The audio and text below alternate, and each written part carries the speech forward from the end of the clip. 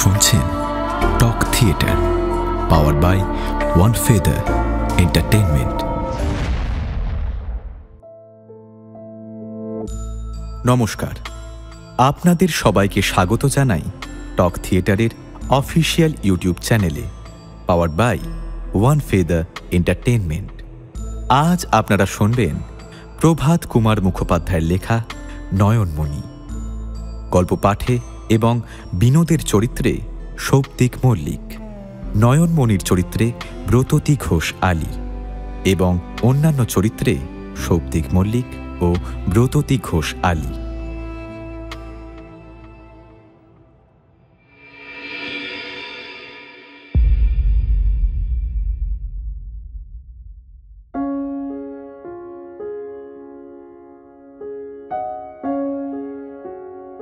বাঙালি taller এক পুরনো ছোট দোতলা বাড়ির রান্নাঘরে একটা মেয়ে বসে আছে, বয়স 15-16। আশ্বিন মাস, সকাল 9টা বাজে। আকাশে কালো মেঘ, যেন বৃষ্টি নামবে নামবে করছে। মেয়েটির নাম নয়নমণি। সে বঁটি দিয়ে সবজি কুটছে। চেহারায় সৌন্দর্য আছে, চোখ দুটো বড় আর মন খারাপ করা চাহনি। চুলগুলো ভেজা ভেজা, বেশিরভাগ পিঠে ছড়িয়ে পড়েছে। মাথার দুপাশ দিয়ে কিছু চুল ঝুলে কাঁধ ছুঁয়ে যাচ্ছে।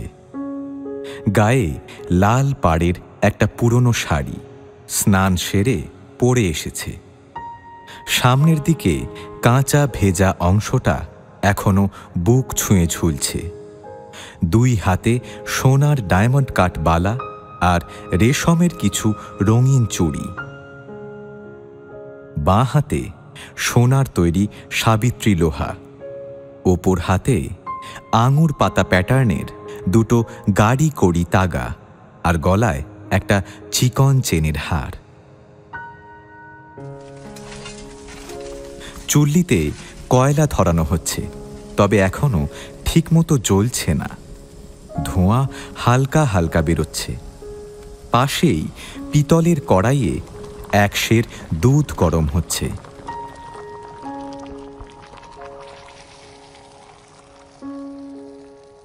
ঘরটা ছোট, উনুনের তাপে গুমোট হয়ে উঠেছে।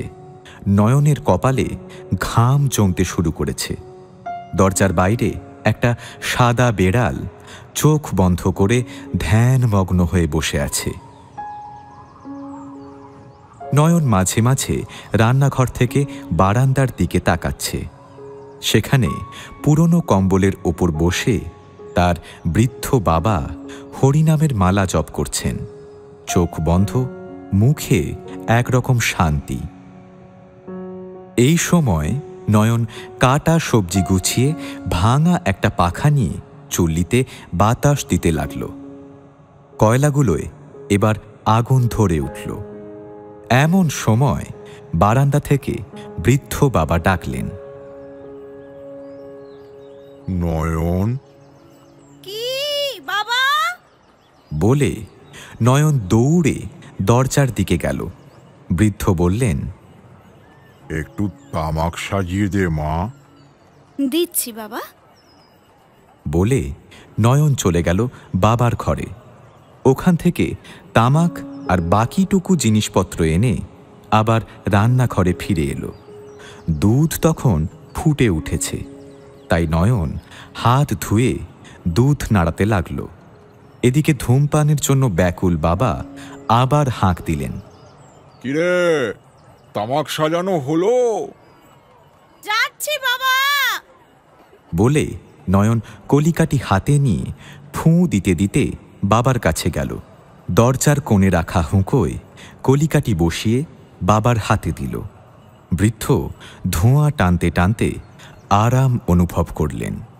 নয়ন তখন বলল, বাবা, হরিনাম শেষ হয়েছে? হ্যাঁ, হয়ে গেছে। দুধও ফুটেছে, নিয়ে আসি?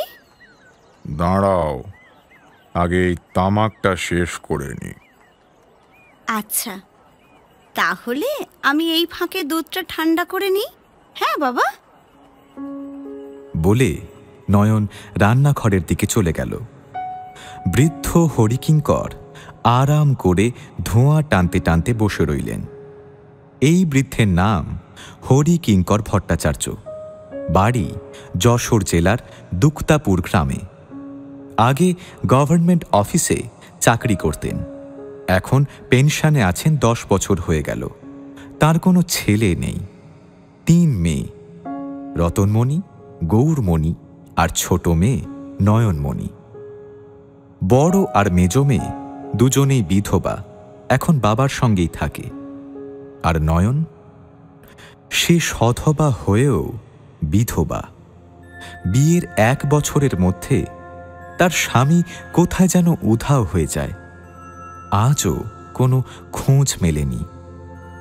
সেই তো প্রায় 4 বছর হয়ে গেল। এই ঘটনার কিছুদিন পরেই হরিকিঙ্করের স্ত্রী মারা যান। সব দুঃখ কষ্ট ভুলে 3 মেয়ে নিয়ে তিনি কাশীতে এসে উঠেছেন। এই ছোট্ট বাড়িটা কিনে আজ প্রায় 3 বছর এখানে থাকছেন।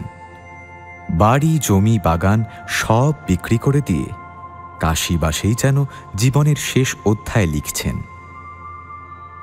এদিকে নয়ন রান্নাঘর থেকে কড়াই নামিয়ে ফুটন্ত দুধটা হাতা দিয়ে তুলে একখানা পাথরের বড় খোড়ায় ঢালতে লাগল। 1.5 পোয়া মতো দুধ হয়ে থাকবে।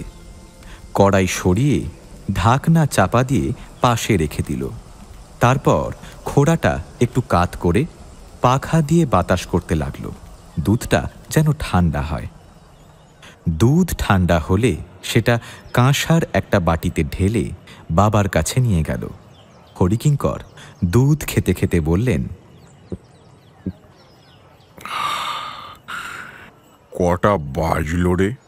নয়ন বাবার ঘরের দেওয়ালে টাঙানো ঘড়ির দিকে তাকিয়ে বলল, 9:30 পেরিয়ে গেছে, প্রায় 9:45 বাজে। উফ, এত দেরি হয়ে গেছে। আকাশটাও যে এত গাঢ় মেঘলা, বোঝাই যাচ্ছে না সময়টা কখন হয়ে গেল। বলে তিনি বাটির শেষ চুমুকটা দিলেন। নয়ন তখন 1 লটাক জল হাতে দাঁড়িয়েছিল। সে বাবার মুখ হাত ধুয়ে গামছা এগিয়ে দিল। গামছায় হাত মুছতে মুছতে হরিকিঙ্কর আবার জিজ্ঞেস করলেন, তা এত সময় হয়ে গেল, এখনো রতন আর গৌরী স্নান সেরে ফিরল না কেন? ওরা তো কখনো এত দেরি করে না। নয়ন একটু হেসে বলল, এই তো এক্ষুনি ফিরবে, হয়তো ঠাকুর দেখতে কোথাও একটু দাঁড়িয়ে গেছে। বলে সে পান দিতে চলে গেল। দশাশ্বমেধ ঘাটে তখন হাজার হাজার মানুষের প্রচুর ভিড়। বাঙালি, হিন্দুস্থানি, মারাঠি, মারোয়ারি সবাই পুজোয় ব্যস্ত। বয়সে বড়রা কেউ জপ তপ করতে করতে গঙ্গা থেকে উঠে এসে ধুতি পরে ঘাটের সিঁড়িতে বসে আহ্নিক করছিলেন। কেউ কেউ ঘাটের পুরোহিতদের কাছে গিয়ে 2-1 পয়সা দিয়ে কপালে তিলক নিচ্ছিলেন। তারপর ঘাট ছেড়ে চলে যাচ্ছিলেন। রতনমণি আর গৌরমণি দুজনেই তরুণী, তবে বিধবা। রতনের গায়ের রং শ্যামলা, শরীরে স্বাস্থ্য টলমল করছে। চুল ছোট করে কাটা, অনেকটা ছেলেদের মতো। ভ্রুর মাঝখানে ছোট্ট একটা উল্কি, হাতে ভেজা গামছা। গৌরমণি তুলনায় রোগা পাতলা, গায়ের রং একটু ফর্সা, বয়স আনুমানিক 30। তার হাতে গঙ্গা জল ভরা একটা ছোট পিতলের কলসি। ঘাটের সিঁড়ি বেয়ে ওপরে উঠে তারা কালীতলার দিকে রওনা দিল। ওইখানেই একটা ছোট বাজার বসেছে। চলতে চলতে রতনমণি এক দোকান থেকে 2 ফালি বিলাতি কুমড়ো, আর এক দোকান থেকে শাক, বেগুন ইত্যাদি কিনে গামছায় বেঁধে নিল। বাজার শেষ হলে তারা বাঙালি টোলার দিকে একটা গলি ধরে হাঁটতে লাগলো। হাঁটতে হাঁটতে হঠাৎ মাঝপথে দাঁড়িয়ে গেল। সামনেই একটা শিব মন্দির। তার উঁচু বারান্দায় বসে আছে এক ভস্য লেপিত সন্ন্যাসী। নিচে রাস্তায় দাঁড়িয়ে গলা খোলা কোট পরে এক বাঙালি যুবক সন্ন্যাসীর সঙ্গে কথা বলছে। দুই বোন কিছুক্ষণ সেই লোকটির দিকে তাকিয়ে রইল। তারপর একে অপরের মুখের দিকে তাকালো। রতনমণি একটু নিচু গলায় বলল, হ্যাঁ লা, ওকে একটু ভালো করে দেখ তো, কে যেন চেনা চেনা লাগছে। গৌরমণি যুবকটিকে আবার একবার দেখে বলল, আমাদের বিনোদ নয়? রতন বলল, হ্যাঁ সেই তো, আমি তো দেখেই চিনেছি। চল চল চল, একটু কাছে যাই। গৌরমণি বলল, নিশ্চয় ওই দিদি, মাথা দুলিয়ে দুলিয়ে কথা বলছে। হ্যাঁ, বিনোদের মতো হাত নেড়ে নেড়ে কি সব বলছে যেন। রতন বলল, হ্যাঁ হ্যাঁ চল, কাছে গিয়ে দেখি। ওই তো আমাদের দিকে তাকাচ্ছে, তবে মুখ নামিয়ে নিচ্ছে। বুঝি চিনে ফেলেছে আমাদের। বলে রতন দ্রুত পায়ে এগিয়ে গেল। এই সময় সন্ন্যাসী উঠে দাঁড়ালেন। যুবক তাকে প্রণাম করে বিদায় নিয়ে উল্টো দিকে হাঁটতে শুরু করল। রতন চেঁচিয়ে উঠল, বিনোদ, ও বিনোদ, কোথায় যাচ্ছ? শোনো শোনো, দাঁড়াও একটু। কিন্তু যুবক না থেমেই হাঁটতে লাগল। রতন তখন দৌড়তে দৌড়তে চিৎকার করতে লাগল বিনোদের পইতে আছে কিনা জানার জন্য। সেটা দেখতে লোকজন গলা বাড়িয়ে তাকাতে লাগল। তখনই যুবকটা তড়িঘড়ি কোটের ফাঁক দিয়ে হাত ঢুকিয়ে পইতাটা ভেতরে লুকিয়ে ফেলল। বলল, এই যে আজকাল কায়েতরাও পইতে পড়ে। কায়েত তো ক্ষত্রিয়ই, ভুল করেও থাকতে পারেন আপনি। আর শুনুন, আমার নাম বিনোদ নয়। আর তাছাড়া আমার একটু তাড়া আছে, তাই যাচ্ছি এখন। বলেই যুবক ঘুরে হাঁটা দিল। রতন এক লাফে গিয়ে তার কোটের পিছনের অংশটা চেপে ধরল। বলল, এক পা যদি নড়ো, এমন চেঁচামেচি করব যে আশেপাশে লোক জড়ো হয়ে যাবে। ততক্ষণে ৫-৭ জন মানুষ ভিড় করে দাঁড়িয়ে গেছে। যুবক তাদের দিকে একবার তাকিয়ে একটু বিরক্ত স্বরে বলল, আপনি দেখি ভুল বোঝায় পড়েছেন। লোক ডাকাডাকি করে কেলেঙ্কারি করবেন না। বলুন তো, আপনি আসলে কি চান? আমি কিন্তু আপনাকে চিনিও না, দোহাই দিয়ে বলছি। রতনমণি রাগ সামলাতে না পেরে বলল, তা চিনবে কেন? নিজের বউয়ের বড় বোনকে কেউ চিনে? এই যে দেখো, এই আমার ছোট বোন গৌরমণি। চেনো না নিশ্চয়ই? চেনার দরকার নেই এখন। আগে আমাদের বাড়ি চলো। বাবা আজ ৩ বছর কাশিতে আছেন। আমরা নদীয়ার ছত্রে থাকি। ৩ বোন মিলে এখানে রয়েছি। তুমি তো বিয়ে করেই পালিয়ে গেলে। একবার ভেবে দেখেছো যে মেয়েটাকে বিয়ে করলে তার কি অবস্থা হয়েছে? ভিড়ের মধ্যে থেকে একজন বলে উঠল, একরকম অন্যায় তো। আর একজন কটাক্ষ ছুঁড়ে দিল। বউ পছন্দ হয়নি নাকি সেটে? তখন যুবক একটু গম্ভীরভাবে বলল, আপনি বলছেন আপনার ছোট বোনকে বিয়ে করেছি। শুধু আপনি বলছেন বলেই কি তা সত্যি হয়ে যাবে? গায়ের লোকজন সাক্ষী রেখেছেন নাকি? রতন বলল, শুধু আমি কেন, সবাই জানে তুমি আমার বোন নয়নমণিকে 5 বছর আগে বিয়ে করেছো। এই কথা শুনে যুবক কিছুক্ষণ চুপ করে রইল। তারপর হঠাৎ মুখের ভঙ্গি পাল্টে জনতার দিকে হালকা হাসি ছুঁড়ে দিয়ে বলল, ও তাহা তো জানতাম না। আমি ভাবতাম আমি এখনো অবিবাহিত। নয়নমণি নামটা কিন্তু খুব মিষ্টি, তাই না? তা আমাকে ভগ্নিপতি মানতে যদি আপনাদের খুবই ভালো লাগে, তাহলে নিয়ে চলো না আমায়। নয়নমণি দেখতে কেমন, বয়সী বা কত?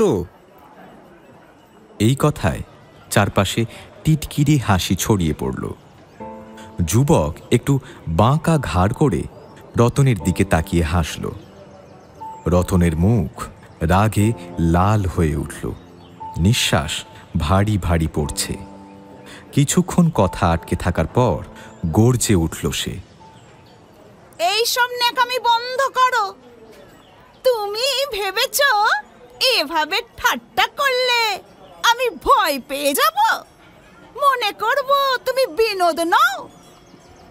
আমার চোখে ধুলো দিতে কেউ পেরেছে আজ পর্যন্ত? এমন লোক আজও জন্মায়নি। জনতার মধ্যে থেকে একজন চাপা গলায় বলল, হ্যাঁ হ্যাঁ, বড্ড শক্ত মেয়ে রে। তখন রতন যুবকের দিকে তাকিয়ে বলল, ভালো কথা। তুমি যদি বলছো তুমি বিনোদ নও, তাহলে একবার হাত বাড়াও তো। ওই কথায় ভিড়ের মধ্যে কৌতূহল বেড়ে গেল। যুবক একটু বিরক্ত হয়ে বলল, ওফ, হাত পাতবো কেন? কিছু দেবে নাকি? রতন বলল, হ্যাঁ দেব। হয় কিসে? হাত বাড়াও।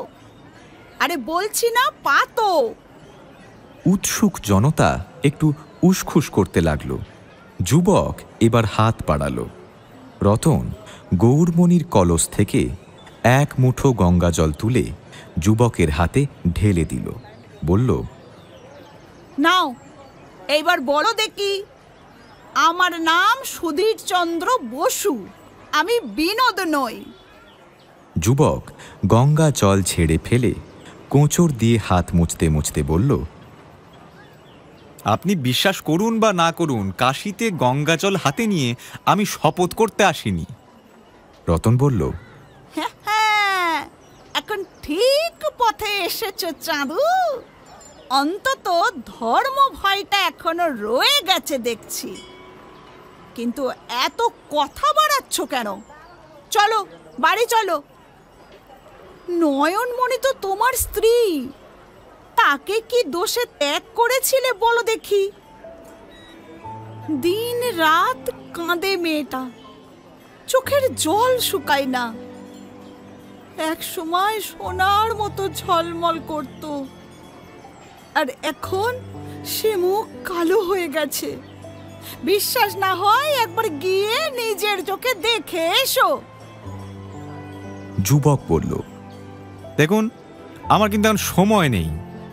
আপনারা আগে বাড়ি যান, ঠিকানাটা দিয়ে যান, আমি বিকেলে যাব। নদিয়া ছত্তর বলছেন তো? কত নম্বর বাড়ি? রতন খানিকটা ক্ষেপে গিয়ে বলল, নম্বর দিয়ে আর কি হবে? নম্বর জেনে আপনি তো ও বেলায় আসবেন না। আমাকে বাচ্চা খুকি ভেবেছেন নাকি? জনতা থেকে একজন বলে উঠল, ছাড়ুন বামুন গিন্নি, লোকটার মনে অন্য মতলব আছে, ও আপনাকে ফাঁকি দেবে। একজন বখাটে হাসতে হাসতে গাইতে শুরু করল, এ ফাঁকি দিয়ে প্রাণের পাখি উড়ে গেল। আর ওদের দিকে রাগী চোখে তাকিয়ে রতন যুবকের দিকে ফিরে গম্ভীর স্বরে বলল, দেখো, এই সব চালাকি বাদ দাও। যদি সত্যিই ভালো চাও তবে আমার সঙ্গে বাড়ি চলো, না হলে আমি কিন্তু পুলিশ ডাকবো, বলে রাখলাম।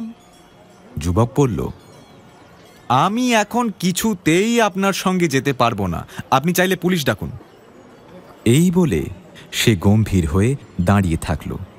ততক্ষণে আশেপাশে অন্তত 15-20 জন লোক জমে গেছে। একজন বলল, আহা, যান না মশাই, একবার মেয়েটিকে চোখে দেখেই আসুন না। আমাদের তো কেউ আর ডাকে না রে ভাই। রতন বুঝতে পারল এখানে দাঁড়িয়ে বেশি কথা বলার লাভ নেই। লোক বাড়ছে, আর ওরা অপমানজনক মন্তব্য করতেও শুরু করে দিয়েছে। ধীরে যুবকের দিকে তাকিয়ে জিজ্ঞেস করল, তুমি কোথায় থাকো বললে? যুবক বলল, অগস্ত্যকুণ্ডে বিশ্বনাথ মিশনের সেবাশ্রমে। আপনার ওপর বিশ্বাস আছে বলেই বলছি, আমি বিকেলেই আসব। এখন আমায় ছেড়ে দিন দয়া করে, দেখছেন তো কি অবস্থা। রতন বলল, সত্যি করে বলছো আসবে তো? আমরা থাকি D26 নদিয়া ছত্তরে। 3 সত্যি করে কথা দাও তুমি আসবে। যুবক বলল, 3 সত্যি করছি, আসবো। ঠিক 5টায় আপনাদের বাড়ি যাব। আর হ্যাঁ, বাড়িতে অন্য লোকজন তো আছেন নিশ্চয়ই, তারা নিশ্চয়ই আমায় দেখেই বুঝে যাবেন যে আমি আপনার ছেলেটা নই। তখন আপনি আমাকে ছেড়ে দেবেন তো? রতন বলল, সে না হয় তখন দেখা যাবে, তবে একটা কথা মনে রেখো, আমি কিন্তু বিশ্বনাথ মিশন চিনে রাখি।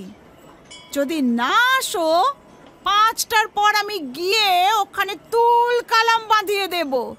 তোমায় গামছা বেঁধে হিড় হিড় করে টেনে নিয়ে আসবো।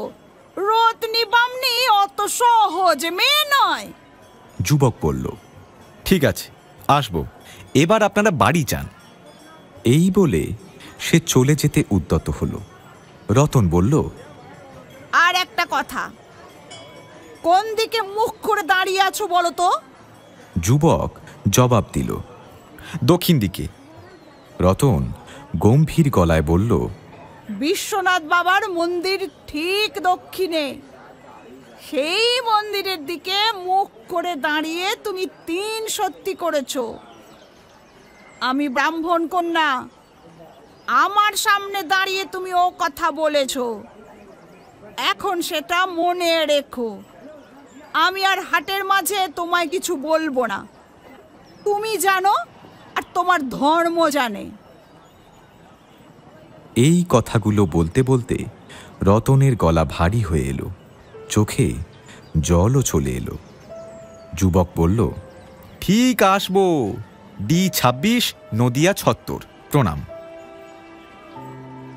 এই বলে সে জনতার ভিড় এড়িয়ে চলে গেল। 2 বোনও বিষণ্ণ মনে বাড়ির দিকে রওনা দিল। 2 মেয়ের মুখে সব শুনে বৃদ্ধ হরিকিঙ্কর সন্দেহ ভরে মাথা নাড়তে নাড়তে বললেন, আসবে বলেছে, কিন্তু যদি সে সত্যি বিনোদ না হয়?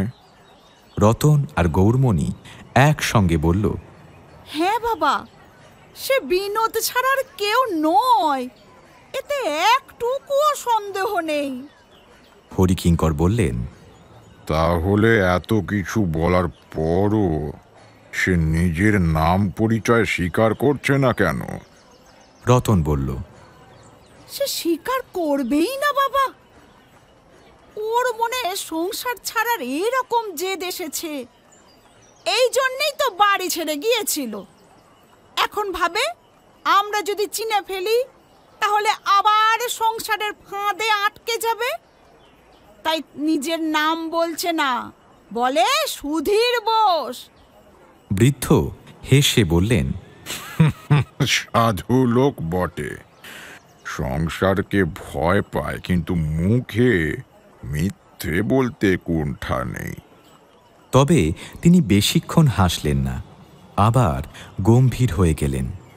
গৌরমণি বলল, একটা কথা ভেবে দেখুন বাবা, যদি সে সত্যি সুধীর বোস হতো, তাহলে দিদি যখন গঙ্গাজল দিয়ে বলল, বলো আমি সুধীর বোস, আমি বিনোদ নই, তখন সে গঙ্গাজল ফেলে দিয়ে হাত মুছে ফেললো কেন? বৃদ্ধ বললেন, পাগলি কোথাকার, এতে কি প্রমাণ হয়? এটা কাশী, এখানে গঙ্গা জল হাতে নিয়ে দিব্যি করে সত্যি কথা বলতেও অনেকের সংকোচ হয়। ভালো করে ভেবে দেখো, শেষে ভুল করে 14 পুরুষকে যেন নরকে না পাঠাও। পিতার এই অবিশ্বাসে রতন একটু চটে গিয়ে উত্তেজিত স্বরে বলল, আমরা এত করে বলছি, তবু আপনার মনে সন্দেহ যাচ্ছে না বাবা? আমাদের কি ধর্ম অধর্মের জ্ঞান একেবারে নেই নাকি? আমি গঙ্গা জলে দাঁড়িয়ে বলতে পারি, সে বিনোদ। কন্যাকে রাখতে দেখে হরিকিঙ্কর বললেন, 5 বছর আগে তোমরা তাকে দেখেছিলে, সেটাই বা কদিন? মাঘ মাসে বিয়ে হলো, জ্যৈষ্ঠ মাসে ষষ্ঠী বাটা এসেছিল, মোটে 3 দিন ছিল। তারপর জন্মাষ্টমীর ছুটিতে একবার এসেছিল, 1 দিন না 2 দিন ছিল বুঝি। গৌর বলল, 1 দিন 1 রাত ছিল। বৃদ্ধ বললেন, তাহলেই তো বোঝা যাচ্ছে 3 দিন আর 1 দিন, মোটে 4 দিন তোমাদের পরিচয়। আমি বরং তাকে তোমাদের চেয়ে বেশিবার দেখেছি। যখন ছেলে দেখতে গিয়েছিলাম, তারপর ওই আশীর্বাদের সময়, তারপর আবার বিয়ের পর নয়নকে আনতে গিয়েছিলাম তখন। যাই হোক, আসবে তো বলেছে, আসু, দেখা যাক। রতন বলল, আপনিও দেখলেই চিনতে পারবেন বাবা। তবে আগেকার চেয়ে মাথায় একটু লম্বাটে হয়েছে, রংটাও একটু ফর্সা হয়েছে, পশ্চিমে ছিল বলে হয়তো। কিন্তু সেই মুখ, সেই চোখ, সেই গলার স্বর, সেই কথা বলার ভঙ্গি। পিতাকে সযত্নে খাইয়ে নিজেরাও খেয়ে সংসারের কাজকর্ম সেরে গৌর আর নয়ন পাশের ঘরে গিয়ে 3 বোনের জন্য 3খানা মাদুর পেতে শোবার আয়োজন করল। রতনমণি পিতাকে শুইয়ে তার পা টিপছিল। কিছুক্ষণ পর পানের ডিব্বা আর সর্বির কৌটো হাতে নিয়ে সেও ঢুকল। নিজের মাদুরে বসে অন্য কথার ফাঁকে বলল, নইনি, ও নইনি, তোর বাক্সে যে সাবানটা ছিল সেটা আছে? নয়ন বলল, আছে তো। কেন দিদি? বের করে রাখিস। আর এই নে চাবি, বাবার ঘরের আলমারি খুলে 2টো টাকা বের করে আন। গৌরমণি দিদির কৌটো থেকে 2টো সুরতি নিতে নিতে জিজ্ঞেস করল, কেন দিদি, এখন টাকা দিয়ে কি হবে? রতন বলল, যাই সরোজিনীর দেওরকে দিয়ে একটা রেজলি আর 2-1টা জিনিস আনাই। গৌর জিজ্ঞেস করল, রেজলি কি? নয়নমণিও কৌতূহল নিয়ে দিদির মুখের দিকে তাকিয়ে রইল। রতন বলল, আরে বাবা, রেজলি জানিস না? কাঁচের কৌটোতে থাকে। আজকালকার মেয়েরা সাবান দিয়ে মুখ ধুয়ে মাখে, তাকেই রেজলি বলে। একটু ভেবে নয়ন বলল, আরে ওটা রেজলি নয়, হেজলিন বলো। সেই সাদা দুধের মতো মিষ্টি গন্ধ আছে যেটা, সেই হেজলিনের কথা বলছো বুঝি? রতন বলল, হ্যাঁ হ্যাঁ, হেজলিনই বুঝি বলে। গৌরমণি হেসে উঠল। রেজলি, রেজলি আবার কি? হেজলিনকে বলে রেজলি। দিদি একেবারে ঢোঙি। রতন রেগে বলল, যা যা, আর ঠাট্টা করতে হবে না। আমি সেকেলে মানুষ, অত শত কি মুখে মাকে দেখিনি কখনো, তাই ভাবলাম একটু আনিয়ে নি। যা যা নয়ন, টাকা 2টো নিয়ে আয়। আমাদের আমলে এসব ছিলই না, আমরা জানতামও না। আজকালকার মেয়েগুলোই এসব বের করেছে।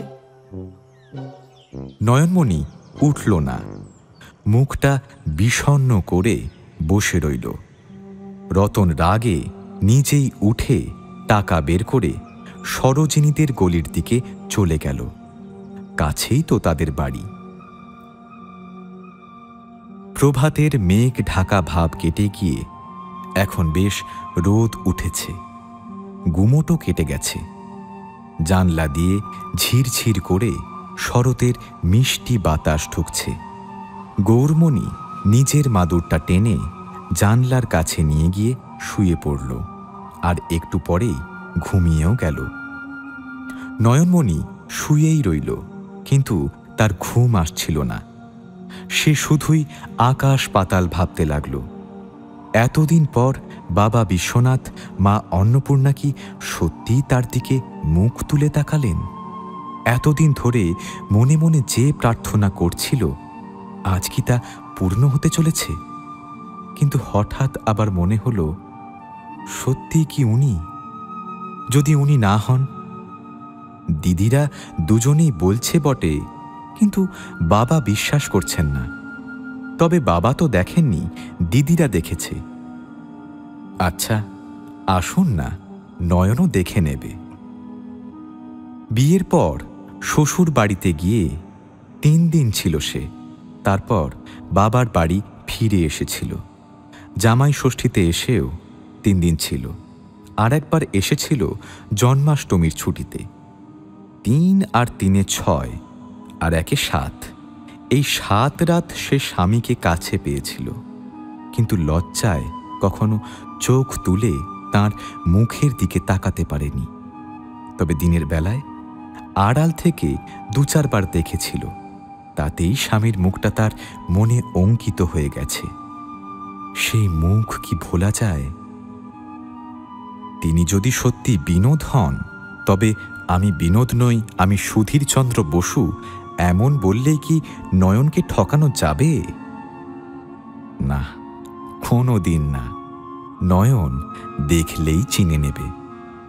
এখন বাবা বিশ্বনাথের কৃপায় যদি তিনি সত্যিই হন, তবে বাঁচা যায়। না হলে পোড়া কপাল তো পুড়েছেই। আবার মনে হলো, যদি সত্যি তিনি হন, অথচ কোনোভাবেই সেটা স্বীকার না করেন, কিংবা নিজের পরিচয় দিয়ে গৃহস্থ হয়ে নয়নকে গ্রহণ করতে রাজি না হন। নয়ন ভাবল, তবু তো অন্তত একবার দেখা হবে। এই শহরেই তিনি আছেন, এটাই জানলে মনটা একটু শান্ত হবে। বড় দিদি মাঝে মধ্যেই তার খবর এনে দিতেও পারবে। এই সব নানা চিন্তায় 2 ঘন্টা কেটে গেল। পাশের ঘরে ঘড়িটা ঢং ঢং করে 3টে বাজল।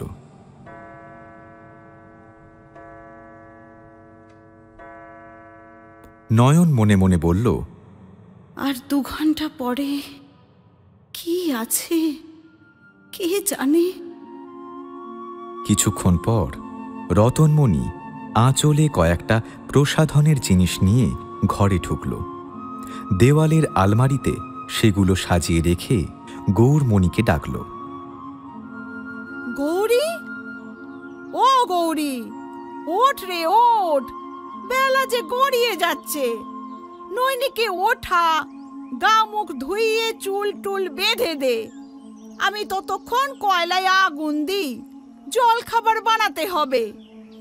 গৌরমণি উঠে বসে হাই তুলল, আঙুলে তুড়ি বাজিয়ে জিজ্ঞেস করল, কটা বাজে? 4টে বাজতে চলেছে। তুই তাড়াতাড়ি কাজ শুরু কর, চল চল তাড়াতাড়ি শুরু কর। বলেই রতনমণি চলে গেল। নয়নমণি তখন পিছন ফিরে শুয়েছিল। গৌরমণি তাকে ঘুমিয়ে আছে ভেবে গিয়ে গায়ে হাত রেখে ডাকল, নয়ন, ও নয়ন, ওঠ দিদি। নয়ন দিদির দিকে মুখ ঘুরিয়ে তাকালো।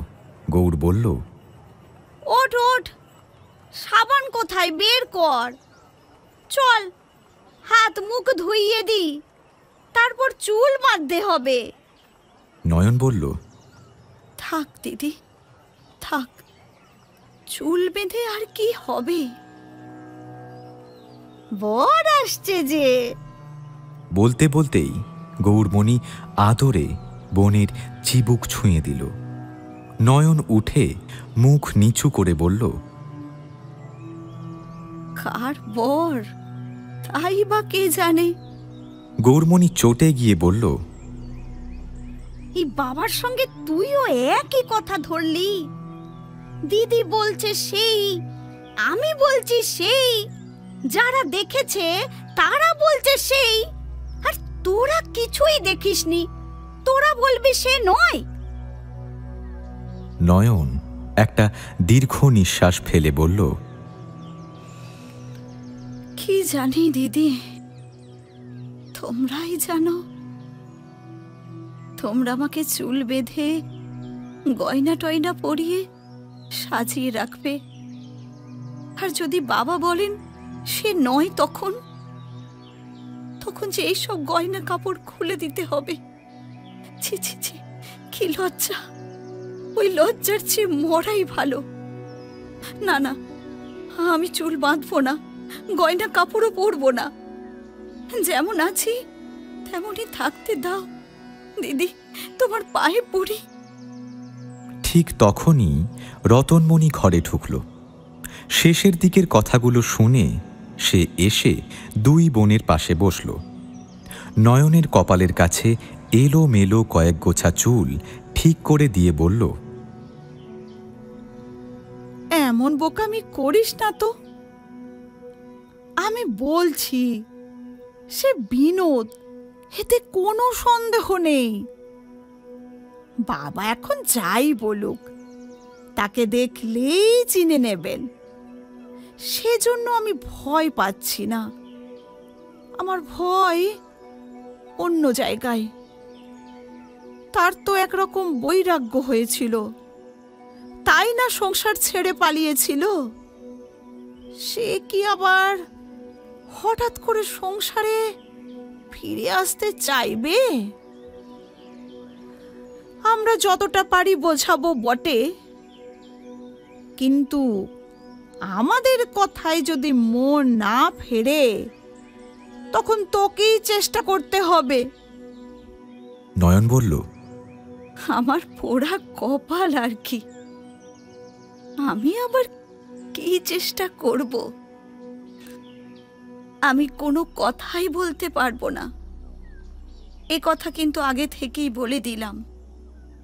রতন বলল, আরে বাবা, তোকে কি আমি উকিলের মতো হাত নেড়ে চেড়ে বক্তৃতা করতে বলছি? তবে যদি দরকার হয় তখন যা করতে হবে আমি তোকে বলে দেব।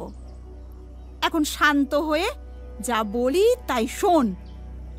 আগে সাবান দিয়ে মুখ হাত ধুইয়ে নে, চুল টুল বেঁধে নে, আমি আবার আসছি। বলেই রতনমণি ঘর থেকে বেরিয়ে গেল। 5টা বাজতে তখনও 5-7 মিনিট বাকি। হঠাৎ সদর দরজার শিকল ঝমঝম করে উঠল। সঙ্গে সঙ্গে শোনা গেল, বাড়িতে কেউ আছেন? গৌরমণি বোনের চুল বাঁধা ছেড়ে পিতার ঘরে ছুটে এসে তাড়াতাড়ি বলল, বাবা, ও বাবা, এটা কি বিনোদের গলার স্বর নয়?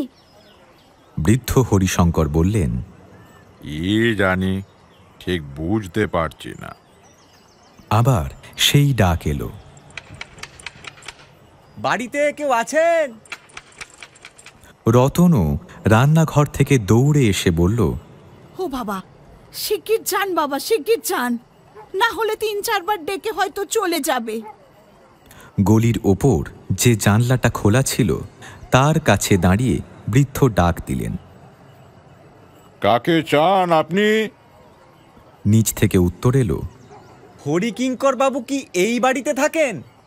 বৃদ্ধ বললেন, হ্যাঁ, আসছি। বলে তিনি নিচে নামতে উদ্যত হলেন। রতন ছুটে এসে তার হাত ধরে বলল, বাবা, আপনি থাকুন, আমি গিয়ে দরজা খুলে দিচ্ছি। কিন্তু একটা কথা, আপনার কাছে মিনতি, সে যদি নিজের পরিচয় অস্বীকারও করে, তাকে রাগ করে কিছু বলবেন না। শুধু দেখবেন সে আসলেই বিনোদ কিনা। যদি আপনার মনে সন্দেহ না থাকে, তখন আমরা যা করার করব। এই বলে রতন প্রায় ছুটে গিয়ে দরজা খুলল। রতনকে দেখেই যুবক বলল, দেখুন, আমি তো কথা রাখলাম। রতন বলল, এসো, এসো ভাই এসো। আমি জানতাম তুমি পালাবে না। চলো উপরে যাও। দরজা বন্ধ করে সিঁড়ির কাছে আসতেই রতন দাঁড়িয়ে বলল, শোনো ভাই, একটা কথা আগে বলে দিই। তোমার শ্বশুরের সঙ্গে দেখা হলেই প্রণাম করবে, নইলে তিনি রেগে যাবেন। পুরো মানুষ তো। আমার আবার শ্বশুর কে আছেন?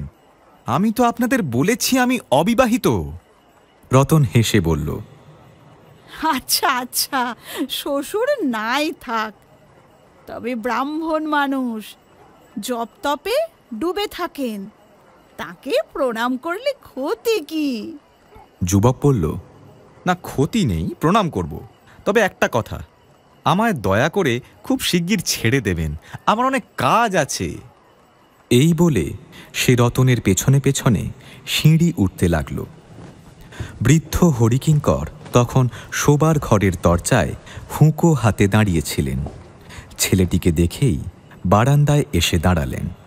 যুবক তাঁর পায়ে প্রণাম করল। বৃদ্ধ বললেন, এসো বাবা এসো, চিরজীবী হও। তারপর তাকে জানলার কাছে বিছানো মাদুরে বসিয়ে দিয়ে বললেন, তা তোমার শরীর ভালো আছে তো? যুবক মুখের দিকে না তাকিয়ে উত্তর দিল, হ্যাঁ, ভালো আছি। তা কাশিতে কবে থেকে আছো? বছর 2 হবে। ওই বিশ্বনাথ সেবাশ্রমে আছো শুনেছি। হ্যাঁ। ওখানে কি করো? রোগীদের চিকিৎসা করি, সেবা করি। মাইনে দেয়? না, খাওয়া দাওয়া থাকে, হাত খরচ সামান্য দেয়। এই কাজেই জীবন কাটাচ্ছি। বৃদ্ধ আবার জিজ্ঞেস করলেন, তাই সেবাশ্রমটা কিরকম? যুবক বলল, বিশ্বনাথ মিশন গড়েছেন। বড় লোকেরা সবাই পৃষ্ঠপোষক। যারা কাশিতে এসে অসহায়ভাবে অসুস্থ হয়ে পড়ে তাদের চিকিৎসা করা হয় এখানে, হাসপাতালের মতোই। বৃদ্ধ ব্যাকুল চোখে তার মুখের দিকে চেয়ে থেকে বললেন, কাশিতে আসার আগে কোথায় ছিলে? এদিক ওদিক ঘুরতাম। তোমার মা বাবা বেঁচে আছেন? না। বাড়িতে এখন কে আছে জানো? না, তা জানা নেই। বৃদ্ধ একবার তার মুখের দিকে তাকান, আবার চোখ তুলে কি যেন ভাবেন। হুঁকোর কলিকায় হাত দিয়ে দেখলেন আগুন নিভে গেছে। বললেন, তুমি বসো, বুঝলে, আমি তামাকটা একটু সাজিয়ে আনি।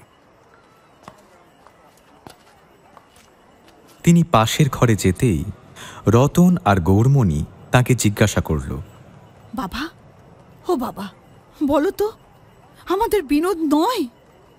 বৃদ্ধ বললেন, অনেকটা তো মনে হচ্ছে, কিন্তু। গৌর বলল, আবার কিন্তু কি বাবা? বৃদ্ধ বললেন, কিন্তু ঠিক বুঝতে পারছি না। গলার স্বরটা তার মতো, মাথা নেড়ে যেভাবে কথা বলে তাও মেলে, কিন্তু অনেকেরই তো এমন হয়। মুখ চোখ?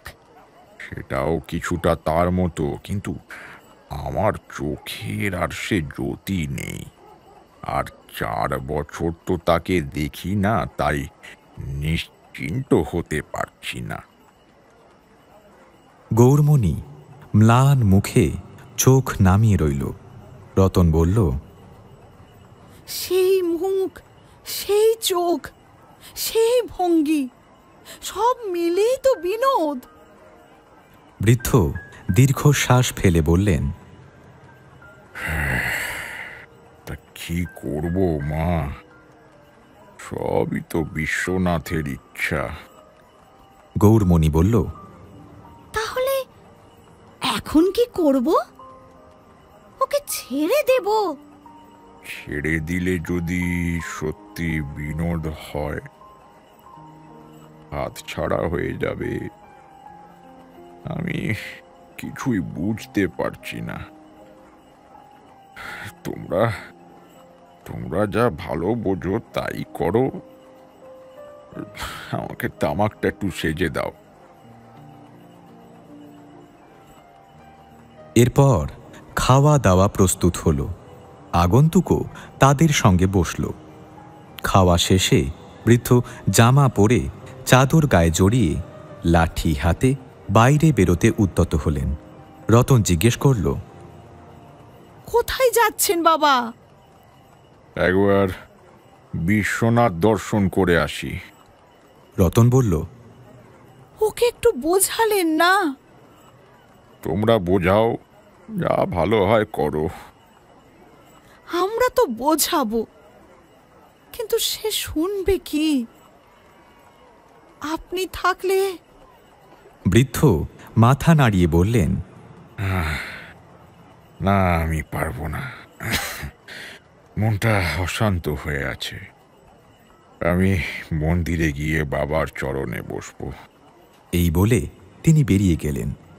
রতন বাবার পথ আটকে বলল, শুনুন বাবা, আমাদের মনে আর কোনো সন্দেহ নেই।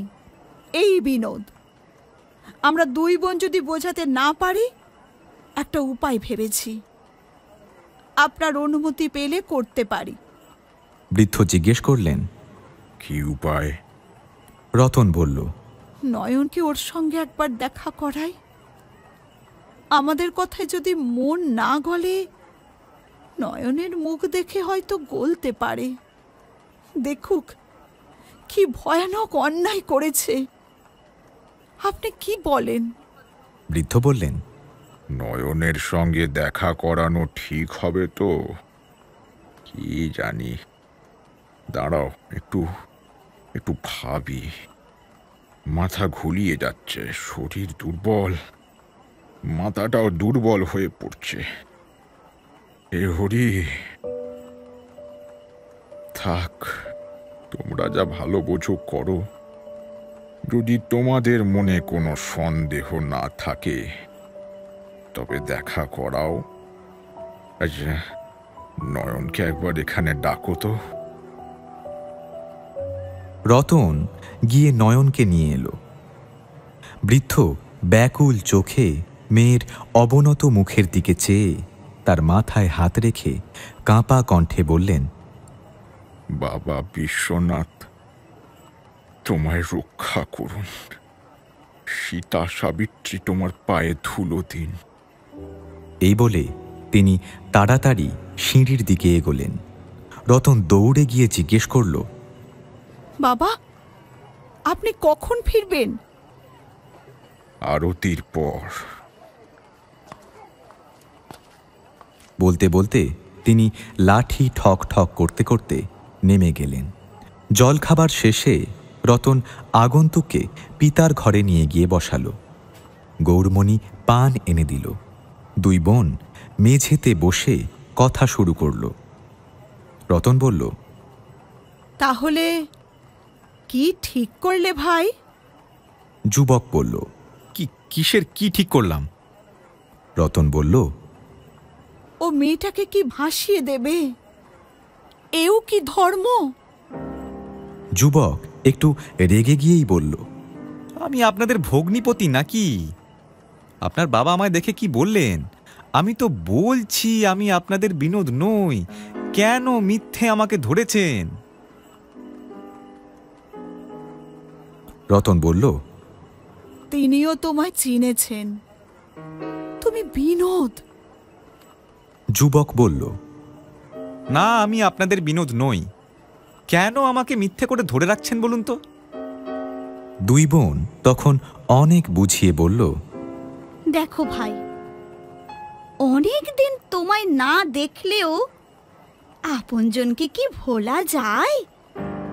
ওই মুখ, ওই চোখ, সব তোমারই মতো। সেও কলকাতার ক্যাম্বেল স্কুলে ডাক্তারি পড়েছিল, তুমিও এখন ডাক্তারি করছো। তারও বাবা মা ছিল না, তোমারও নেই। কেন মিথ্যে আমাদের বোকা বানাচ্ছ বলো তো ভাই? কিন্তু যুবক কিছুতেই স্বীকার করল না যে সে বিনোদ। এভাবেই সন্ধ্যা হয়ে এলো। যুবক বলল, এখন তবে আমায় যেতে দিন। রতন বলল, একটু বসো, বাবা ফিরে আসুক। বলে সে বাতি জেলে বাইরে গেল। কিছুক্ষণ পর ডেকে উঠল, গৌরী, শোনো। গৌরমণিও চলে গেল। যুবক ঘরে একা রইল। সে ভাবল, এই সুযোগে পালাই। উঠতে যাচ্ছিল, এমন সময় দরজার কাছে মলখানি ঝুমঝুম শব্দ করে উঠল। চমকে তাকাতেই দেখল এক অবগুণ্ঠিত মহিলা। তার পেছনে গৌরমণি দরজায় এসে দাঁড়াল। গৌরমণি বলল, ভাই, এত করে বুঝালাম, তুমি কিছুই শুনলে না। তাই দেব দেবতা আর ব্রাহ্মণকে সাক্ষী রেখে যার সারা জীবনের ভার নিয়েছো, তাকে ত্যাগ করলে তার কি হবে সেটাই এবার ওকে বুঝিয়ে দাও। তারপর যদি যেতে ইচ্ছে হয় যাও। এই বলে গৌরমণি বোনটিকে ভেতরে ঠেলে দিয়ে দরজাটা ঝম করে শিকল দিয়ে বন্ধ করে দিল। যুবক মাদুরে বসেছিল, দাঁড়িয়ে উঠল। নয়নমণি ধীরে ধীরে কাছে এসে গলায় মাথা ঠেকিয়ে প্রণাম করে মুখ নিচু করে দাঁড়িয়ে রইল। যুবক স্থির দৃষ্টিতে মেয়েটির মুখের দিকে তাকিয়ে থেকে জিজ্ঞাসা করল, তুমি আমায় চিনতে পারছো? নয়ন মাথা নাড়িয়ে জানালো, হ্যাঁ। যুবক বলল, আমি কে?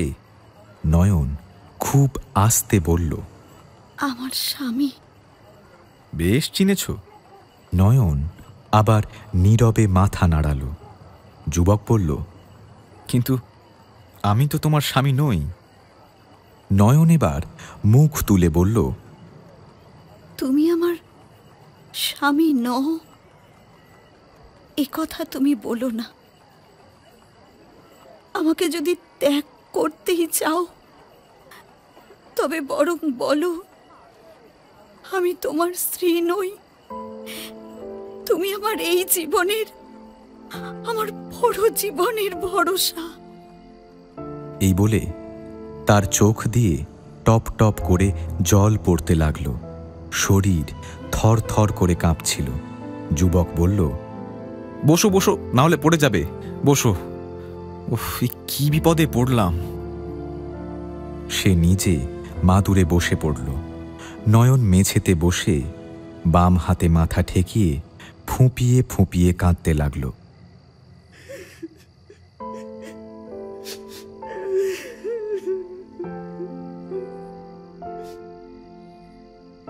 যুবক বলল, কেঁদো না, চুপ করো। তোমার সামনে কি ভয়ঙ্কর বিপদ দাঁড়িয়ে আছে বুঝছো না? ধরো, আমি যদি বলি হ্যাঁ আমি তোমার স্বামী, তোমায় নিয়ে সংসার করব, কিন্তু পরে যদি প্রমাণ হয় আমি তোমার স্বামী নই, আমি ব্রাহ্মণও নই, আমি কায়েত, আমার নাম সুধীরচন্দ্র বসু, তখন সর্বনাশ হবে না?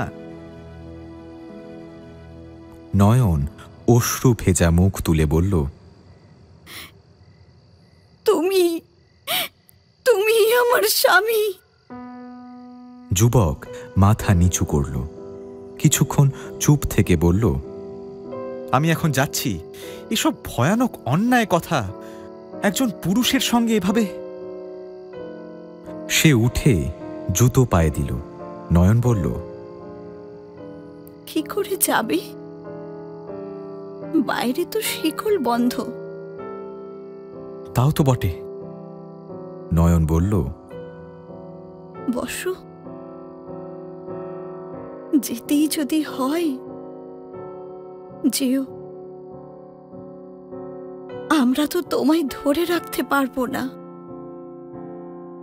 তবে একটা কথা বলো, আমাকে বিয়ে করে ত্যাগ করে গেলে আমার কি হবে? যুবক বসল না, বলল, সে আমি কি করে জানবো? বলে দরজার দিকে এগোলো। দরজায় ধাক্কা মেরে বলল, দরজাটা খুলুন। কেউ খুলল না। তখন সে বারবার ধাক্কা লাথি মারতে লাগলো, চিৎকার করে উঠল। রতন এসে শিকল খুলে দিল। এরকম অন্যায়, আমি যাচ্ছি। রতন বলল, এই কি তোমার ধর্ম? যুবক বলল, আমার ধর্ম আমি জানি। বলে সে হন হন করে বেরিয়ে গেল। রাতে 9টার সময় হরিকিঙ্কর ফিরলেন। গৌরমণি দরজা খুলল। বৃদ্ধ জিজ্ঞেস করলেন, কি হলো? গৌরমণি সিঁড়ি উঠতে উঠতে সব কথা বলল। বৃদ্ধ শোবার ঘরে গিয়ে জামা জুতো খুলে হাত পা ধুতে ধুতে সব শুনে বললেন, এখন বুঝতে পারছি, আমার সন্দেহটাই ঠিক ছিল। সে আমাদের বিনোদ নয়। তোমরা এত করে বললে, নয়ন এত কাঁদল, তবু যদি সে বিনোদ হতো তবে অন্তত স্বীকার তো করতো, বলতো আমি সংসার করব না। তোমরা কেন এত জোর করছো? যাই হোক, আচ্ছা, নয়নকে সে ছোঁয়নি তো? গৌর বলল, না বাবা, না না। নয়ন বলল সে মাদুরে বসেছিল, নয়ন মেঝেতে ছিল, শুধু প্রণাম করেছিল, পায়ে হাতও দেয়নি। ভাগ্যিস ছোঁয়নি। কাল তোমরা যখন গঙ্গা স্নান করতে যাবে, নয়নকেও নিয়ে যেও। ও যেন একটা ডুব দিয়ে আসে। ছি ছি ছি, কি লজ্জার কথা। বাবা বিশ্বনাথ ধর্ম রক্ষা করেছেন। বলে বৃদ্ধ ওর উদ্দেশ্যে প্রণাম করলেন। কার্তিক মাসের মাঝামাঝি একদিন সকাল 9টার সময় বৃদ্ধ হরিকিঙ্কর সদ্য সকালবেলার পুজো শেষ করে মেয়ের দেওয়া হালকা গরম দুধ খাচ্ছিলেন। নয়ন তখন পাশে দাঁড়িয়েছিল। এমন সময় উঠোন থেকে ডাক শোনা গেল, এই দাই, বাবু আছেন? দাই বলল, বাবু উপরে আছেন, যাও না। নয়ন বারান্দার রেলিং ধরে নিচে তাকালো। যা দেখল তাতে মাথা ঘুরে গেল। 1 মাস আগে যাকে স্বামী বলে অশ্রু সজল চোখে যার পায়ের কাছে বৃথা কেঁদেছিল, সে আবার ফিরে এসেছে। সিঁড়িতে জুতোর শব্দ উঠতেই নয়ন তাড়াহুড়ো করে রান্নাঘরে গিয়ে আশ্রয় নিল। যুবক ওপরে পৌঁছতেই হরিকিঙ্কর চেঁচিয়ে উঠলেন। যুবক জুতো খুলতে খুলতে বলল, আমি। বলেই একেবারে প্রণাম করল। কে? এই প্রশ্ন করলেও বৃদ্ধ আসলে তাকে চিনে গিয়েছিলেন, আর দেখে রাগে ফেটে পড়েছিলেন। কোনো আশীর্বাদ না করে কঠিন গলায় বললেন, তা একটা মেয়ে ছেলের বাড়ি কোনো খবর না দিয়ে হঠাৎ ঢুকে পড়লে কোন বুদ্ধিতে? বৃদ্ধর মুখ দেখে যুবক একটু ভয় পেল। বলল, নিচে দাই বাসন মাজছিল, তাকে জিজ্ঞাসা করলাম, সে বলল আপনি বারান্দায় বসে আছেন। যাই হোক, আমার দোষ হয়ে গেছে, আমায় মাফ করবেন। এই কথায় বৃদ্ধের মন একটু নরম হল। বললেন, আচ্ছা বসো, তা এখন কি ভেবে এলে? যুবক বলল, আজ আপনার কাছে সেদিনের অপরাধের জন্য ক্ষমা চাইতে এসেছি, আমাকে মাফ করুন। বৃদ্ধ বললেন, কেন, কি অপরাধ? যুবক বলল, নিজের পরিচয় গোপন করার অপরাধ। সেদিন আপনারা বারবার জিজ্ঞাসা করলেন, অথচ আমি কিছুতেই স্বীকার করলাম না যে আমি আপনার জামাই বিনোদ। আমার বড় ভুল হয়েছে, আমাকে মাফ করুন। বলে সে মাথা নিচু করে রইল। বৃদ্ধ ঠোঁট বাঁকিয়ে ব্যঙ্গ ভরে বললেন, সেদিন এত করে বললেও তুমি স্বীকার করলে না যে তুমি বিনোদ। বললে তুমি সুধীর বসু, কায়েত। আর 1 মাস যেতে না যেতেই তুমি হয়ে গেলে বিনোদ চাটুজ্জে। হঠাৎ এই মত বদলের কারণটা শোনা যায়? যুবক বলল, ভেবে দেখলাম বিবাহিত স্ত্রীকে এভাবে ফেলে দেওয়া মহা পাপ। বৃদ্ধ বললেন, তাই নাকি? নাকি এর পেছনে অন্য কোনো কারণ আছে? যুবক বলল, আর কি কারণ থাকতে পারে? আমি বিনোদ, এছাড়া আর কিছু নয়। বৃদ্ধ কয়েক মুহূর্ত তাচ্ছিল্য ভরে তার দিকে তাকিয়ে রইলেন। তারপর বললেন, তুমি যদি সত্যি বিনোদ হও, প্রমাণ দাও। যুবক মুখ তুলে বলল, 1 মাস আগে তো আপনারা সবাই আমাকে নিঃসন্দেহে বিনোদ বলে চিনেছিলেন। এর চেয়ে বড় প্রমাণ আর কি হতে পারে? বৃদ্ধ মাথা নেড়ে বললেন, হ্যাঁ, তখন তাই ভেবেছিলাম বটে। তবে গোড়া থেকেই একটু সন্দেহ ছিল। সত্যি যদি তুমি আমার জামাই বিনোদ হতে, তবে সেদিনই স্বীকার করতে। আমরা সবাই কত করে বুঝিয়েছিলাম বলো তো।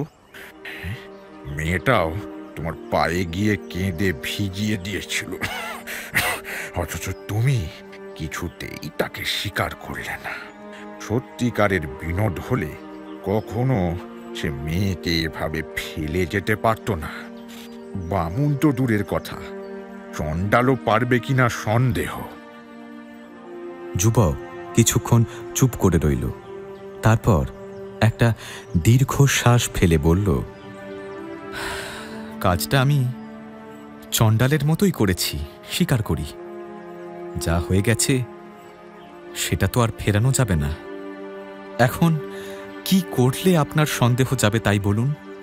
আমাকে সব প্রশ্ন করুন, আমাদের গ্রামের কথা, আত্মীয় স্বজনের কথা, যা খুশি জিজ্ঞেস করুন। বৃদ্ধ কয়েক মুহূর্ত তার দিকে তাকিয়ে থেকে ব্যঙ্গ ভরে প্রশ্ন করলেন, বেনারস ব্যাংকে তোমার কোনো বন্ধু বা আত্মীয় চাকরি করে? না তো, কেন? তাই বলছি, ব্যাংকে আমার যে কয়েক হাজার টাকা আছে, সে খবর তুমি কেমন করে জানলে বলো তো? বলো দেখি। যুবক বলল, আগে আমি তো এসব খবর কিছু জানি না, আর ওই সব খবর আমার দরকারই বা কি? বৃদ্ধ বললেন, দরকারি যদি না থাকে, তবে লোভে তুমি কেন আমার জামাই সেজে এলে? ভেবেছ আমি কিছু বুঝিনি? এত দিনে দেশে গিয়ে সব খোঁজ খবর জেনে এসে বসেছ, যাতে আমরা কিছু জিজ্ঞেস করলে তুমি ঠকে না যাও। চোর কোথাকার! এই কথা শুনে যুবক একটু গরম হয়ে উচ্চ স্বরে বলল, ও কি বলছেন আপনি? আমি জোচ্চোর? বৃদ্ধ রেগে উঠলেন, হ্যাঁ, তুই জোচ্চোর।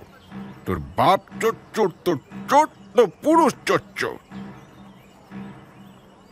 বলে সিঁড়ির দরজার দিকে ইশারা করলেন।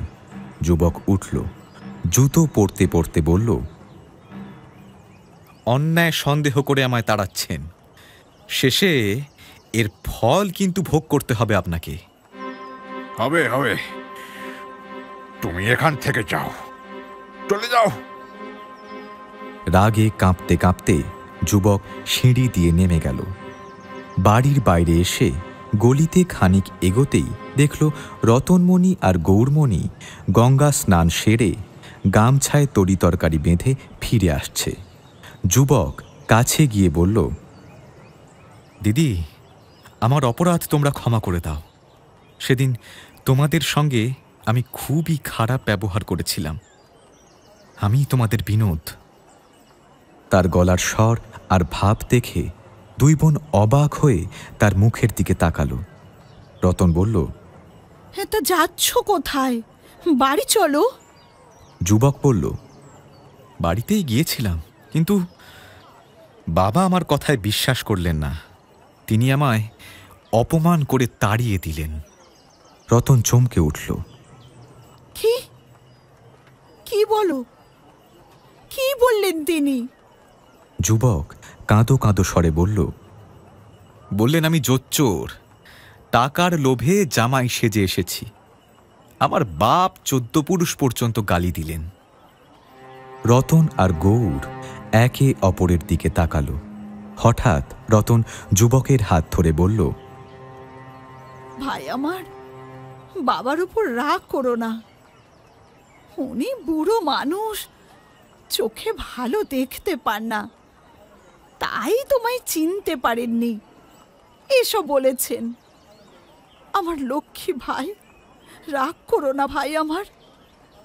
তুমি এখন সেবাশ্রমে যাচ্ছ তো, সেখানে থেকো, আমি বিকেলে গিয়ে তোমায় নিয়ে আসব।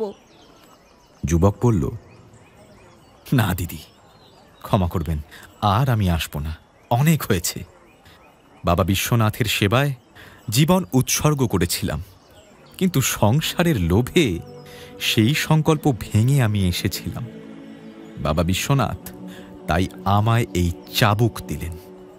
চাবুক খেয়ে আবার তারই পায়ে ফিরছি। বলেই রতন আর গৌরমণির পায়ে হাত ছুঁয়ে দ্রুত চলে গেল। রতন আর গৌরমণি তাড়াতাড়ি বাড়ি গিয়ে দেখল বাবা চুপ করে মাথা নিচু করে বসে আছেন। গৌরমণি দৌড়ে রান্নাঘরে গিয়ে চিৎকার করে উঠল, ও দিদি, দিদি, তাড়াতাড়ি আয়, সর্বনাশ হয়েছে। কি কি হয়েছে? বলে রতন ছুটল। বৃদ্ধ ধীরে ধীরে রান্নাঘরে গিয়ে দেখলেন নয়নমণি মেঝেতে অচেতন হয়ে পড়ে আছে। রতন কেঁদে উঠল, বাবা, রাগ করতে গিয়ে কি সর্বনাশ করলে তুমি বাবা? বলে তাড়াতাড়ি নয়নমণির মাথা কোলে নিল। গৌরমণি জল এনে মুখে চোখে ছিটাতে লাগল। বৃদ্ধ হতাশ হয়ে বসে শুধু হায় হায় বলতে লাগলেন।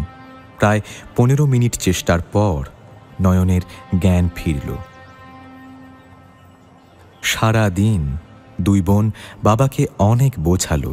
তারা বলল, যখন সে বলল যদি বিশ্বাস না হয় তবে আমায় পরীক্ষা করুন, তখন তাকে গালাগাল দিয়ে তাড়ানো ঠিক হয়নি। আপনি বলছেন সে দেশে গিয়ে খবর নিয়ে এসেছে, তাই তো? এমন কত কথা তাকে জিজ্ঞেস করা যেত, যা আসল বিনোদ ছাড়া আর কেউ জানে না। নয়নের সঙ্গেই তো সে 1 সপ্তাহ ছিল। নয়নই তাকে এমন প্রশ্ন করতে পারত যার উত্তর কেবল বিনোদই জানে। অবশেষে বৃদ্ধ রাজি হলেন। বললেন, আচ্ছা, তাকে তাকে আবার ডেকে আনা হোক। পরীক্ষা করে যদি সন্দেহ দূর হয় তবে জামাই হিসেবে গ্রহণ করব। কিন্তু বিকেলে রতনমণি সেবাশ্রমে গিয়ে জানতে পারল সেখানে সবার কাছে সে বিনোদ চট্টোপাধ্যায় নামেই পরিচিত ছিল। তবে আজ দুপুর 2টোয় জিনিসপত্র গুছিয়ে গাড়ি ডাকিয়ে সে স্টেশনে চলে গেছে। কোথায় গেছে কাউকে কিছু না জানিয়ে।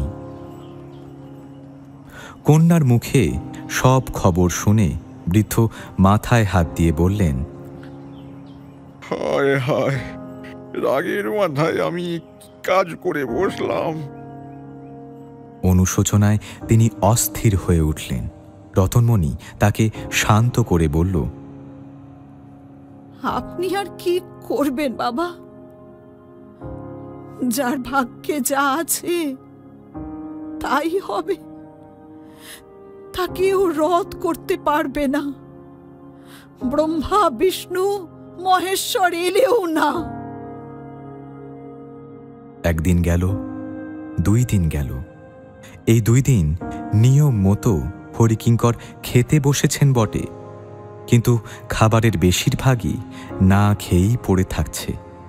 রাতে ঘুম হয় না, বিছানায় উঠে বসে থাকেন আর কেবল হায় হায় করেন। তৃতীয় দিনে তিনি সেবাশ্রমে গিয়ে লোকেদের জিজ্ঞেস করলেন বিনোদের কোনো খবর তারা পেয়েছে কিনা। তারা বলল কোনো খবরই তারা পায়নি।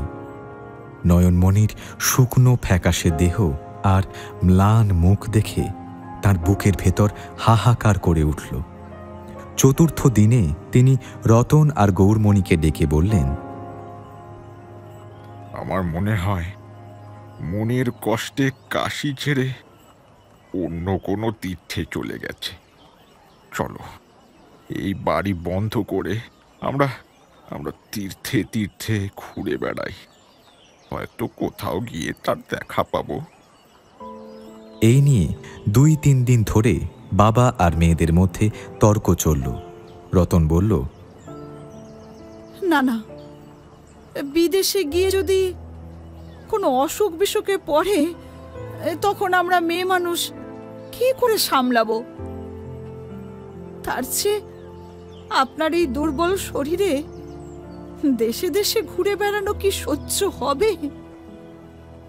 সে যদি কাশি ছেড়ে গিয়ে থাকে তবে হয়তো আবার ফিরেও আসবে। মাঝে মাঝে সেবাশ্রমে গিয়ে খোঁজ নিলেই হবে। দিন কত দেখি না। এভাবেই 1 মাস কেটে গেল। দ্বিতীয় মাসের মাঝামাঝি একদিন পূজা আহ্নিক সেরে দুধ খেয়ে বৃদ্ধ নয়নমণিকে বললেন, আমি একটু অগস্ত্য কুণ্ডে যাচ্ছি, ঘণ্টাখানেক থাকবো। ছোট দিদি একা আছে, বড় দিদি মেজ দিদি না ফেরা পর্যন্ত তুমি বাড়ি থেকে বেরিয়ে যেও না। দাই নিচে বাসন মেজে বসেছিল, তাকেও বলে গেলেন, আমি একটু বেরোচ্ছি, কোথাও যাস না। বলে তিনি বেরিয়ে গেলেন। কিছুক্ষণ পর নয়ন রান্নাঘর বন্ধ করে বাবার ঘরে এসে মহাভারতটা নিয়ে বসেছিল। তখন দাই এসে বলল, ছোট দিদিমণির ডাকপিয়নে একখানা রেজিস্ট্রি চিঠি এসেছে, রসিদ লিখে দাও। নয়ন চিঠি হাতে নিয়ে দেখল তার নামেই এসেছে।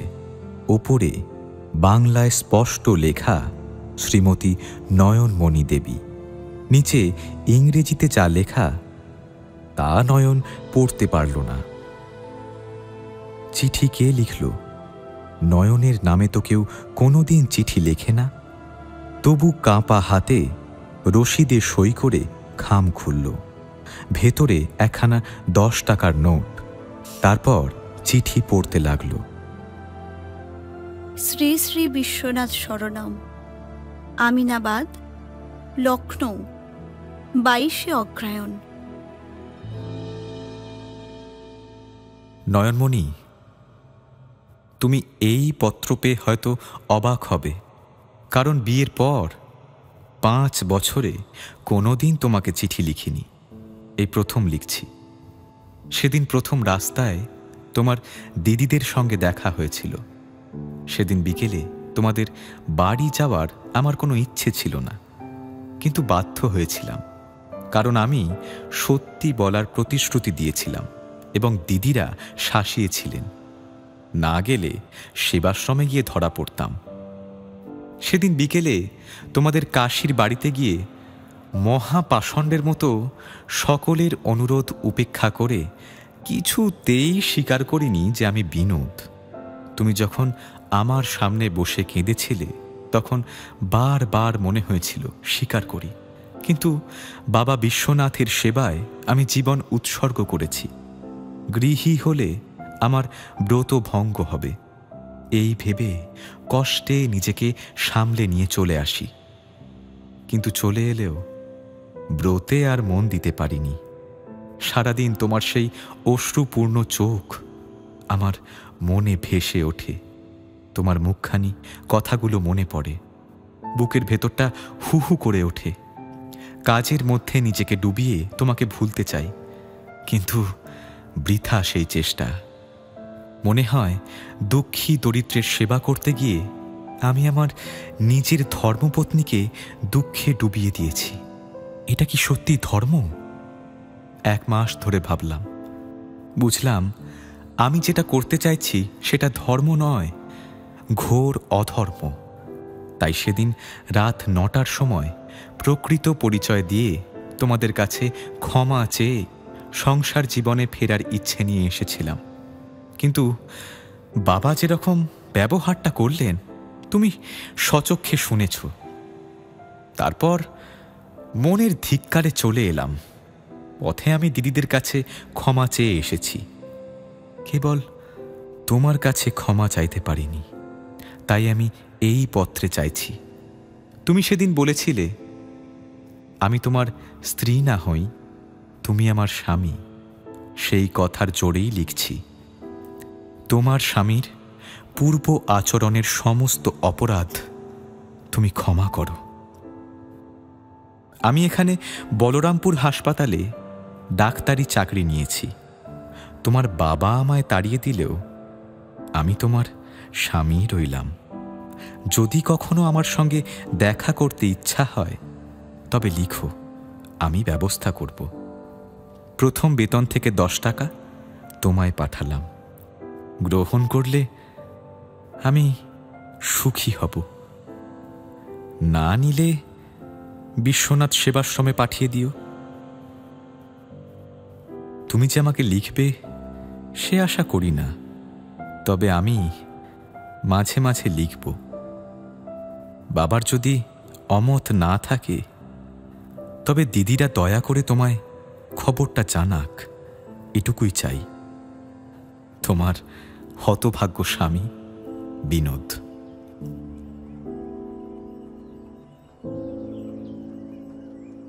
নয়ন তখনও পত্র পড়া শেষ করেনি। এমন সময় রতন আর গৌরমণি গঙ্গা স্নান করে ফিরল। নয়ন চিঠিটা তাদের দেখালো।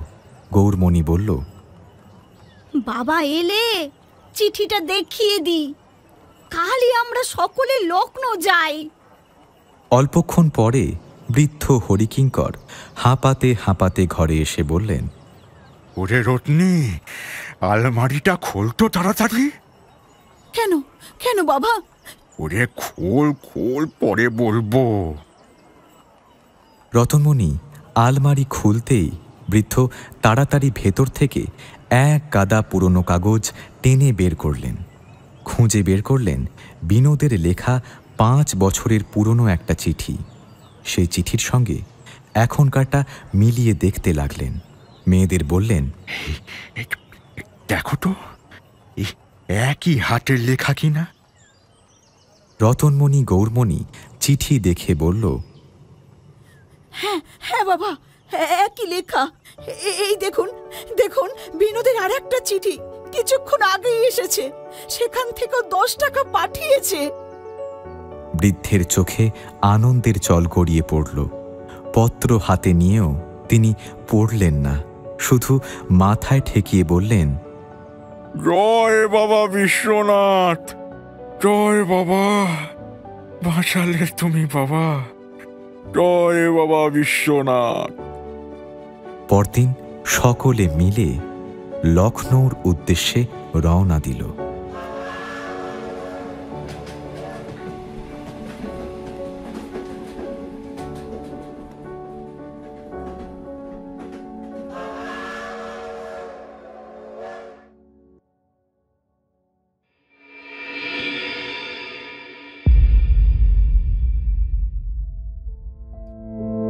আমাদের গল্প ফুরলো, নোটে গাছটি মুড়লো। তাহলে আজ আসি, আবার আসবো পরের বুধবার ঠিক রাত 9:30 নতুন একটি গল্প নিয়ে টক থিয়েটারের অফিসিয়াল ইউটিউব চ্যানেলে, powered by one feather entertainment.